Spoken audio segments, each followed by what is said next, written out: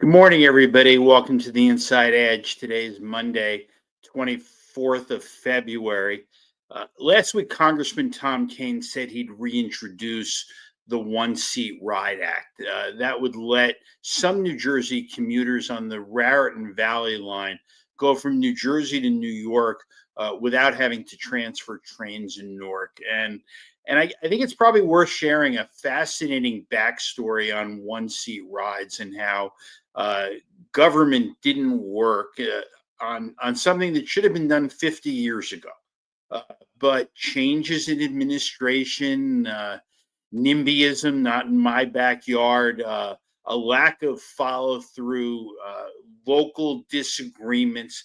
It basically put New Jersey commuters and members of Congress like Kane and Bonnie Watson Coleman in a situation where they're now being forced to negotiate a deal that was already signed and sealed 60 years ago.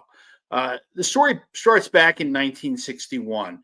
The governor of New York, Nelson Rockefeller, wanted to build the World Trade Center, the Twin Towers in lower Manhattan. It was a $500 million project. By the way, it eventually wound up being around $900 million. And he wanted the Port Authority to build it for New York, and that involves sign off from New Jersey. So Rockefeller made a deal with Governor Bob Minor. First, it was for the Port Authority to take over the bankrupt Hudson and Manhattan Railroad, that's now known as PATH, and also to invest money in extending PATH from Newark on a one seat ride, not just to Newark Airport, but also one seat rides to Cranford, to Westfield, all the way out to Plainfield. That was valued around $350 million. And 12 years later, the Twin Towers opened its doors, but here was New Jersey, three governors later, and their part of the deal never happened.